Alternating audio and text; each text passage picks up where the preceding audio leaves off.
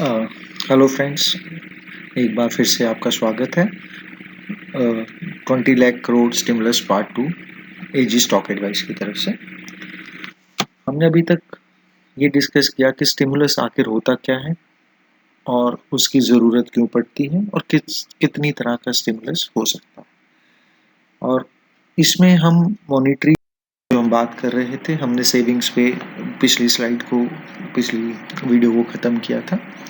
इसमें हमने उसमें लिखा कि हमारे सेविंग्स एक बहुत इम्पोर्टेंट रोल प्ले करती है और सेविंग और इन्वेस्टमेंट जो सी है वो रेट ऑफ इंटरेस्ट के ऊपर डिपेंड करती है, जबकि ऐसा नहीं है।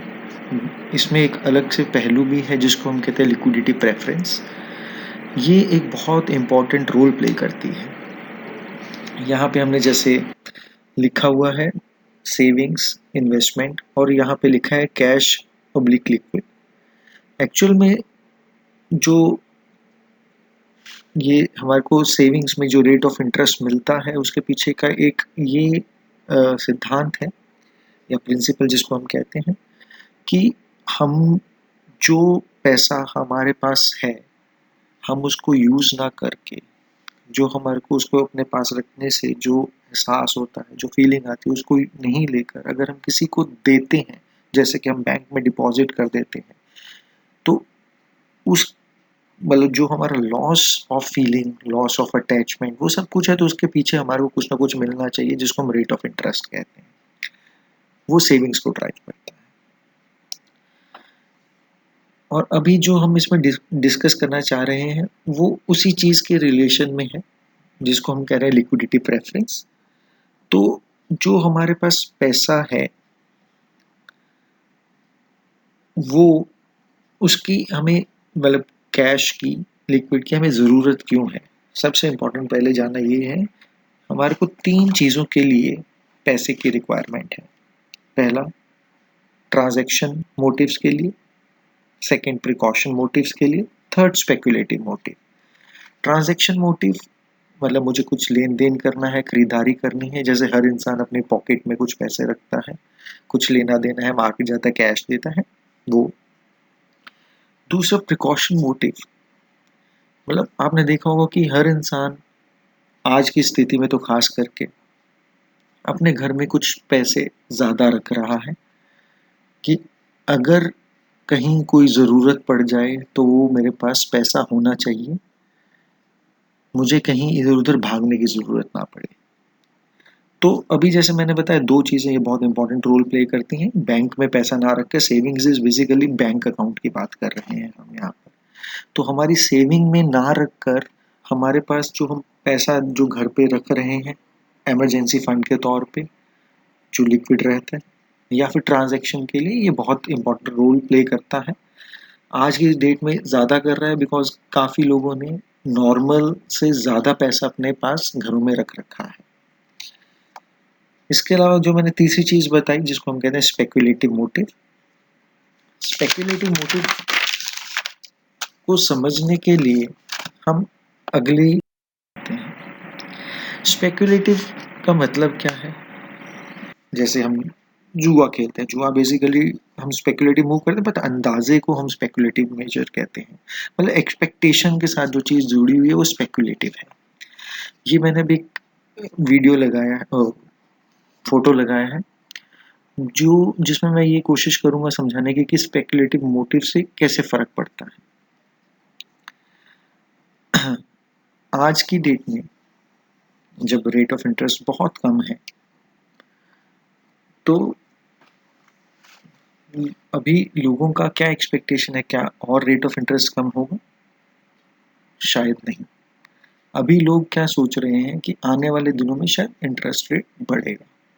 तो अब जैसे मैंने इस फिगर में समझाया है कि अगर इंटरेस्ट रेट बढ़ता है तो बॉन्ड का प्राइस कम हो जाता है, अगर इंटरेस्ट रेट कम होगा तो बॉन्ड का प्राइस बढ़ जाएगा। इसका कहने का मतलब समझिए। अब सपोज मेरे पास 100 रुपये हैं और मेरे को उसके ऊपर 4% ब्याज मिलता है, मतलब 100 का 104 रुपया मिलता है। और मुझे लगता है कि आने वाले दिनों में रेट ऑफ इंटरेस्ट 4 की बजाय 5% हो जाएगा। तो क्या मेरे 100 रुपए को वैल्यू 100 रुपया ही रहेगी? नहीं। उस कंडीशन में क्या होगा, इंटरेस्ट रेट जब बढ़ जाता है तो मेरे को जो 4 रुपए मिलने थे वो 4 रुपए इंटरेस्ट अब मुझे कितने पे मिल सकता है? 80 रुपए पे। 80 रुपए के ऊपर अगर मैं 5% का ब्याज लेता हूँ तो 4 रुपया मिलता है। तो अगर इसका कहने का मतलब ये है कि आने वाले दिनों में मेरे को सेम इंटरेस्ट जो मुझे मिल रहा था वो कम पैसा खर्च करके मिल जाता है। तो ये एक्सपेक्टेशन के ऊपर डिपेंड करता है। ये जो सा है ये स्पेकुलेटिव जो मैं कह रहा हूँ ये लिक्विडिटी ट्रैप के तौर पे काम आता है। इसका कहने का मतलब ये है कि अब जब रेट ऑफ इंटरेस्ट इतना कम है तो हमें जहाँ लग रहा था कि लोग जो हमने पीछे ग्राफ देखा था कि लोग इन्वेस्टमेंट करना शुरू करेंगे वैसा हुआ नहीं। बिकॉज दो रीजंस हैं। एक तो पहला क्योंकि पेंडेमिक की स्थिति है, इसमें कुछ साफ पता नहीं है कब तक हमारे को लॉकडाउन्स खुलेंगे, आगे क्या होने वाला है, तो फ्यूचर बहुत ज़्यादा अनसर्टेन है। तो उस कंडीशन में लोग पैसा अपने पास रखना ज़्यादा अच्छा समझते हैं, जिसको हम प्रिकॉशनरी मनी कह रहे थे, प्रिकॉशनरी मोटिव्स कह रहे थे, उसमें लोग अपने पास रखना पसंद करते हैं। सेकंड रीज़न ये है कि जीडीपी ग्रोथ हमारी कम हो गई है, तो डिफ़ॉल्ट के चांसेस बढ़ते जा रहे हैं, बिकॉज जिन्होंने पहले ले रखा है लोन वो रीपे कैसे कर पाएंगे। तो अब अगर मैं पैसा ऐसी किसी कंपनी में लगा दूँ जो डिफ़ॉल्ट हो सकती है तो मेरा पैसा डूबने का डर बढ़ गया है। उस कंडीशन में भी लोग पैसा मार्केट में डाल नहीं रहे हैं। तो अब ये सिचुएशन ऐसी हो गई है कि आरबीआई ने इतना कुछ कर दिया, रेट ऑफ इंटरेस्ट कम कर दिया ताकि लोग लगाएं पैसा, बट डर के कारण लोग पैसा नहीं लगा रहे हैं। और दूसरा, आरबीआई ने लोन्स इतने आसान कर दिए हैं कि ले लो लोन, लेकिन लोन लेगा कौन? लोन इसलिए भी नहीं लिया जा पा रहा है क्योंकि डिमांड ही नहीं है। अगर डिमांड है नहीं तो मैं पैसा लेके करूँगा क्या? और अगर मैं अभी पैसा ले भी लूँ तो मुझे उसे इंटरेस्ट तो देना ही है, मेरे को अपनी जेब से देना पड़ेगा। इसका मतलब ये क्या हुआ कि मैंने आपसे पैसा ले लिया तो कमाया तो कुछ है नहीं, अपनी जेब से और पैसा सका आपको वापस देना पड़ रहा है। तो इस कंडीशन में जो हमारे लोन्स वाली बात है वो भी उतने हिसाब से अच्छे ढंग से चल नहीं पा रही है। तो अब इन सारी चीज़ों का निष्कर्ष ये निकला कि आरबीआई ने जो हमारे मूव्स लिए उसका हमें एक्चुअल में इस स्थिति से हमारी जीडीपी को ग्रोथ में लाने की स्थिति में ले जाने के लिए कोई रिजल्ट निकला ही नहीं। तो फिर रहा क्या? तो अब रहा सिर्फ गवर्नमेंट के पास अदर मेजर्स जो थोड़े बहुत उन्होंने लिए हैं। उसके बारे में हम समझते हैं। ये एक है आईएस कर्व। ये इकोनॉमिक्स के जो मैं आपसे बोल रहा था, इकोनॉमिक्स के पहलुओं से समझने की कोशिश करते तो आईएस कर्व है इन्वेस्टमेंट एंड सेविंग कर्व। इसको हम इन्वेस्टमेंट एंड सेविंग कर्व को हम समझने की ये कोशिश कर रहे हैं। ये है रेट ऑफ इंटरेस्ट, ये वाला पैरामीटर वाई एक्सिस पे, और एक्स एक्सिस पे है इनकम। और ये हमारा जौन सा है ये सेविंग कर्व है जो मैंने पहले स्टार्टिंग में आपको दिखाया था, एक इन्वेस्टमेंट एंड सेविंग, जिसमें बताया था अगर हमारी अगर हमारा रेट ऑफ इंटरेस्ट कम होगा तो लोग जनरली इन्वेस्टमेंट करना पसंद करते हैं, अगर ज़्यादा होगा तो सेव करना पसंद करते हैं। तो अभी हमारा ये कर्व है। तो अब हमारे को अगर इस कर्व को यहाँ से बढ़ाकर, इसका कहने का मतलब क्या है, अब हमारी नीचे जो सी इनकम है, अगर मुझे इनकम को ये वाले एक्सिस से इस वाले एक्सिस पे ले आऊँ, सपोज करके चलते हैं, एक एक्सिस हमने चेंज किया, यहाँ से हम यहाँ ले आए। तो अगर हमने एक्सिस आगे इनकम बढ़ाई कैसे जा सकती है? अब गवर्नमेंट ने इसके लिए बहुत अच्छा काम किया है, जिसमें हमने कहा है टैक्स डिडक्शन, जैसा टीडीएस था वो अभी हम काट नहीं रहे हैं, ईएमआई मोटेरियम पे दे दिया है हमारे को, तो वो सभी चीज़ें अभी इनकम में ऐड हो रही हैं। इनकम में ऐड होने से क्या फ़र्क पड़ेगा, एक हमारा यहाँ पे एक अलग से शिफ्ट आ जाएगी लाइन में। उस लाइन में शिफ्ट होने के कारण एक नया इक्विलिब्रियम बनेगा। न्यू इक्विलिब्रियम बनने से जो हमारा जैसे यहाँ पे बताया गया है इंक्रीज इन इंटरेस्ट, ये ऑपोजिट है थोड़ा इसमें। तो हमारा नया इक्विलिब्रियम बनता है, जो नई लाइन बनेगा उसके कारण जो हमारा आउटपुट है डिमांड, क्योंकि अभी क्या है हमारा, अभी जब नया वाला आ जाएगा रिड्यूस्ड, क्योंकि अभी इंटरेस्ट रेट कम है, हमने नया बनाया तो इससे हमारी जो सी है इनकम बढ़ चुकी है। और इनकम बढ़ने से क्या होगा, हमारा डिमांड बढ़ती है। तो अगर इनकम बढ़ेगी और डिमांड भी बढ़ेगी तो उससे हमारे जो जीडीपी की हम जो बात कर रहे थे उसमें बेनिफिट होने लगेगा। तो ये एक पहली मूव जो गवर्नमेंट ने लिया था हमारा इनकम बढ़ाने वाला, that is a right move. तो उससे हमारे को बेनिफिट होगा, जैसे टीडीएस जो कम कर दिया है, टीडीएस कटने से, that is a right move. जो अभी तक मुझे समझ आया, सिर्फ एक ही मूव मुझे लगा था जिससे इनकम बढ़ सकती है, वो ये वाला था। इसके अलावा बाकी सारी डिस्कशंस जो उन्होंने की हैं गवर्नमेंट ने, वो सारी फिजिकल एक्सपेंडिचर वाली बात की है, और जो दूसरी बाकी लोन्स की बात की है उसके बारे में मैं बता चुका हूँ इससे पहले वाली स्लाइड्स में कि उसका हमें इतना बेनिफिट होगा, ये मेरे को अभी थोड़ा डाउट है, क्योंकि लोन वाला थोड़ा लॉन्ग टर्म प्रोसेस है। बट ये अभी जो टैक्स में जो छूट है वो इमीडिएट इम्पैक्ट है, वो हमारे को दिखाई देगा।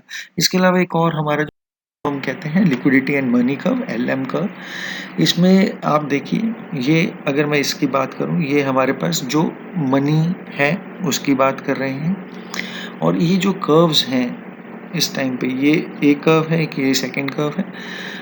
अब मैं इसमें डिमांड का कर्व बढ़ा दिया है। अब डिमांड कैसे बढ़ सकती है, यही जैसे गवर्नमेंट बोल रही है डिमांड के लिए, या तो गवर्नमेंट आप ही चीज़ें परचेज करने लग जाए, या फिर अभी जैसे बहुत सारी रियायतें दे रही है, उससे लोग कंपनी सेटअप करेंगे, इंडस्ट्री लगाएंगे, उस सारी चीज़ों में डिमांड बढ़ने लगेगी। डिमांड बढ़ेगी तो ये जो सा है, अभी मैंने इसके आगे आपको बताया है, डिमांड बढ़ेगी तो इनकम बढ़ेगी। जैसे अभी आप देखिए, ये कर्व था, एक यहाँ पे है। डिमांड बढ़ने से हमारा जो सा है इनकम बढ़ गई है। अब डिमांड बढ़ने से अगर इनकम बढ़ेगी, तो इनकम बढ़ेगी तो और हमारे पास सरप्लस आएगा, और सरप्लस आएगा तो और डिमांड बढ़ेगी। तो अल्टीमेटली ये वाला एक प्रोसेस शुरू हो जाएगा कि increase in demand, increase in income, increase in income leads to increase in more demand, and more demand leads to more income. So this is a kind of a cycle they want to generate. But इस कहना जितना आसान है, implement करना शायद उतना ही मुश्किल है। सरकार ने ये सब किया है, अभी एक पॉलिसीज लाए हैं इसको इम्प्लीमेंट करने के लिए, और वो किया भी है, बट इसका रिजल्ट इतनी जल्दी आएगा नहीं, और हो सकता है इस चीज़ के रिजल्ट आने तक 2-2.5 साल भी निकल जाए। लेकिन सरकार का एक अच्छा मूव ज़रूर है कि वो चाहती है कि हमारे यहाँ पे डिमांड बूस्ट हो। अभी सभी चीज़ें जो काम किए जा रहे हैं, maximum is for the survival.